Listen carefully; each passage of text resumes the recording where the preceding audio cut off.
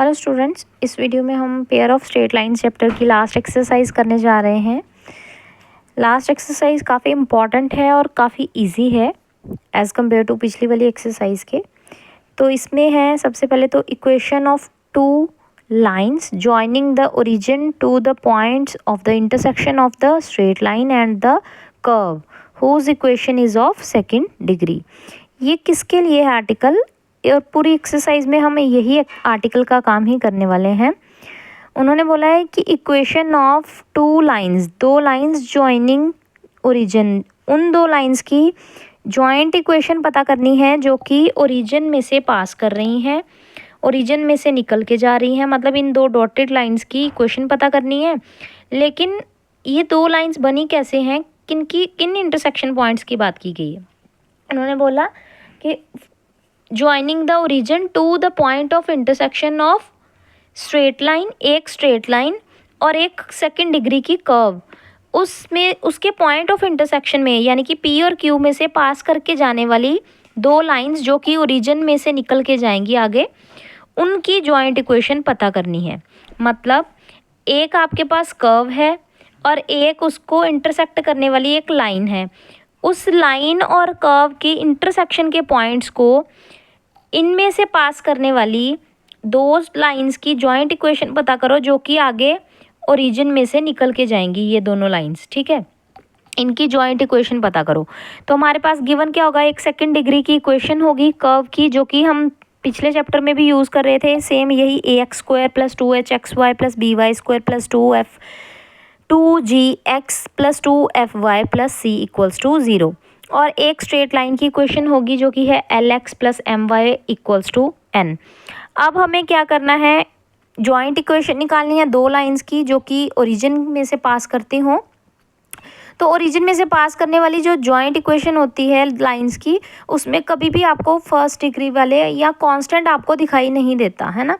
तो इससे मुझे क्या बनाना है, सेकेंड डिग्री की होमोजीनियस इक्वेशन बनानी है, जिसके लिए मैं क्या करूँगी, ये जो है अपनी लाइन इसको उठा के यहाँ पे इस सेकेंड डिग्री की इक्वेशन में एडजस्ट करूँगी, क्योंकि इंटरसेक्शन पॉइंट्स तो कॉमन होते हैं ना लाइन में भी और कर्व में भी।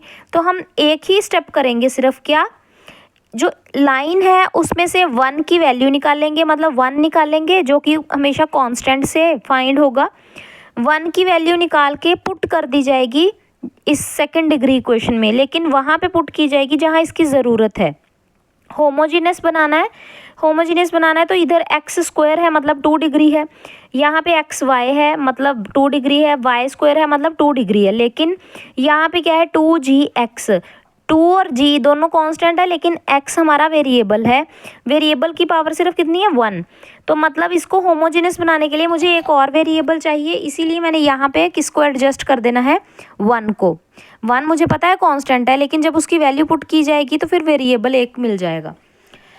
2fy, इसकी भी डिग्री 1 है तो यहाँ पे भी 1 एक एडजस्ट होगा, प्लस c कांस्टेंट है तो यहाँ पे कांस्टेंट की डिग्री 2 बनानी है तो यहाँ पे 1 की स्क्वायर एडजस्ट करेंगे। ठीक है, तो इस तरह से मैंने लाइन, जो इक्वेशन लाइन की दे रखी है उसमें से 1 की वैल्यू निकालनी है। सिंस द कर्व PQR, जो PQR कर्व है is of second degree and जो लाइन है सेकेंड वो मीट कर रही है PQ पे इस कर्व को। So we are to find the combined equation of OP and OQ, मतलब ये जो डॉटेड लाइन है इनकी जॉइंट इक्वेशन मुझे पता करनी है। तो सिंपल क्या करूँगी, होमोजीनियस बना दूंगी। ठीक है, consider the equation obtained by making one homogeneous bye means of second को होमोजीनियस मेकिंग फर्स्ट इक्वेशन को होमोजीनियस बनाना है बाय यूजिंग सेकेंड। ठीक है, तो मैंने क्या किया, वही किया जो पीछे मैं समझा के आई हूँ, ax² + 2hxy + by² + 2gx, और x की डिग्री 1 है तो इसके साथ एक और 1 एडजस्ट कर दिया और 1 की जगह वैल्यू पुट कर दी 1 की, प्लस 2fy, y के साथ भी एक डिग्री है y की, तो मतलब इसके साथ एक वेरिएबल और चाहिए, एक और चाहिए मतलब 1 चाहिए, 1 की जगह उसकी वैल्यू पुट कर दी। c कांस्टेंट है तो यहाँ पे 2 डिग्री चाहिए, 2 डिग्री चाहिए तो मतलब 1 की स्क्वायर, 1 की स्क्वायर मतलब 1 की वैल्यू पुट कर दी। अब बस इस इक्वेशन को हम सॉल्व करेंगे, ये सेकेंड डिग्री की होगी जो कि ओरिजिन में से पास करने वाली दो स्ट्रेट लाइंस की जॉइंट इक्वेशन है। सेम इसी पे बेस्ड है हमारे क्वेश्चंस। कैसे? क्योंकि रूल दिया हुआ है हमें ऐसा, write the equation of the straight line in such a way that its constant term which is equal to 1 occur on the right hand side. मतलब कांस्टेंट वाली टर्म से लाइन की इक्वेशन में से मुझे 1 की वैल्यू पता करनी है और उस 1 की वैल्यू को उठा के मुझे कहाँ पे पुट कर देना है, जो सेकंड डिग्री की इक्वेशन है उसमें उठा के पुट कर देना है। ठीक है, सबसे पहले, और देखो सेकंड में उसने पॉइंट में बताया भी है, make the equation of the curve homogeneous by means of the equation of the line written as in the last step. ऊपर वाले स्टेप में जैसे आपने लाइन की इक्वेशन में से 1 की जो वैल्यू निकाली है उस वैल्यू को उठा के आपको कहाँ पे पुट कर देना है, होमोजेनियस बनाने के लिए सेकंड डिग्री में। ठीक है, क्वेश्चन से देखो ज़्यादा इजी रहेगा।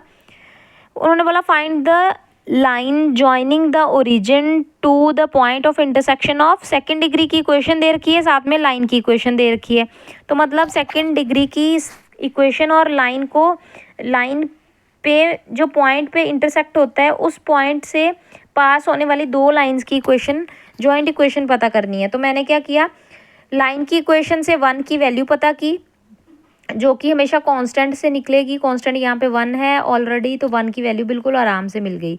इस 1 को उठा के एडजस्ट करना है। यहाँ पे तो ऑलरेडी 2 डिग्री है, यहाँ पे डिग्री 1 है, तो यहाँ पे एक 1 और मल्टीप्लाई होगा। यहाँ पे 1 है तो 1 की स्क्वायर मल्टीप्लाई होगा क्योंकि कांस्टेंट है। तो सेम अब 1 की जगह पे उनकी वैल्यूज़ को पुट करके, बाकी कुछ नहीं करना, इसको सिंप्लीफाई किया है, होल स्क्वायर को खोल के सेकंड डिग्री वाली लिखी है जी। जो आंसर बन रहा है वो मेरा सिर्फ सेकंड डिग्री का है। दैट मीन्स ये जॉइंट इक्वेशन है दो स्ट्रेट लाइंस की। उसके बाद उन्होंने कुछ और भी बोला है, show that they are perpendicular. ये जो दो लाइंस आपने निकाली हैं, जिनकी जॉइंट इक्वेशन आपने निकाली है, ये लाइंस आपस में परपेंडिकुलर होंगी। मतलब इसकी दो लाइंस आपस में परपेंडिकुलर होंगी। तो lines are perpendicular when a + b = 0। Angle between two lines पढ़ा था पिछली एक्सरसाइजेज में। जॉइंट इक्वेशन से बिना दो स्ट्रेट लाइंस निकाले उनका एंगल निकालना। तो अगर a + b करने से 0 मिल जाए, that means lines are perpendicular. बिना दो लाइंस निकाले हम उन लाइंस का एंगल बता रहे हैं। तो a और b की वैल्यू को कंपेयर कर लेंगे इसके साथ कंपेयर करने के बाद यहाँ पे a की वैल्यू कितनी है 1 और b की वैल्यू कितनी है -1। a बोलते हैं कोफिशिएंट ऑफ x² को और b बोलते हैं कोफिशिएंट ऑफ y² को। तो दोनों को मैंने ऐड किया जब, तो वो 1 - 1 प्लस माइनस का 1 0 आ गया। That means lines are perpendicular. ठीक है, इसके बाद हमारा नेक्स्ट क्वेश्चन भी बिल्कुल सेम है। सबसे पहले तो उन्होंने देखो इस एक्सरसाइज का सिर्फ इतना ही कंसेप्ट था कि होमोजीनियस बनाना, 1 इन लाइन से कर्व को होमोजेनियस बनाना, बस।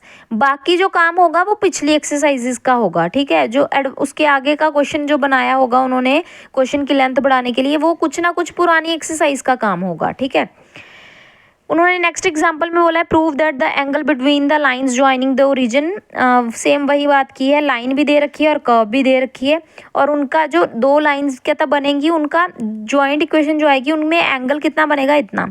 तो पहले मैंने जॉइंट इक्वेशन निकालने के लिए लाइन से 1 की वैल्यू निकाली, कांस्टेंट से निकलेगी सिर्फ, वेरिएबल्स को एक साइड कर दिया, कांस्टेंट को एक साइड कर दिया, कांस्टेंट से डिवाइड कर दिया, तो राइट साइड मेरी 1 बन गई। अब राइट साइड का 1 उठा के जहाँ पे डिग्रियाँ कम है वहाँ पे एडजस्ट कर दिया। 11 क्योंकि कांस्टेंट था तो 11 के साथ 1 की स्क्वायर लगेगी, 1 की स्क्वायर मतलब इस वैल्यू की स्क्वायर। सॉल्व करने के बाद इक्वेशन यहाँ तक पहुँचेगी जो कि सेकंड डिग्री की ही होगी सिर्फ, क्योंकि ये जॉइंट इक्वेशन है दो लाइंस की जो ओरिजिन में से पास करें। तो वो लाइंस हमेशा क्या होती हैं, सेकंड डिग्री की जॉइंट इक्वेशन, उसमें फर्स्ट डिग्री कांस्टेंट नहीं होता। तो यहाँ के बाद उसने बोला था एंगल भी निकालो उन लाइंस का। तो एंगल निकालने के लिए मैंने a और b की वैल्यू कैलकुलेट की, h की वैल्यू कैलकुलेट की। ज़्यादातर गलती h निकालने में होती है, तो h मैं पहले भी समझा चुकी हूँ, -2xy है और +2hxy। तो xy का कोफिशिएंट इक्वेट किया तो 2h = -2। दैट मीन्स h की वैल्यू कितनी है, -1। a, b और c की वैल्यू निकालने के बाद हमें एंगल का फॉर्मूला लगा देना है। सेकेंड एक्सरसाइज में पढ़ा था कि tan थीटा हमारा एंगल होगा 2√h² - ab/a + b। Value substitute की, आंसर आपका बन चुका है जो क्वेश्चन में पूछा है। बाकी की एग्जाम्पल नेक्स्ट वीडियो में करते हैं।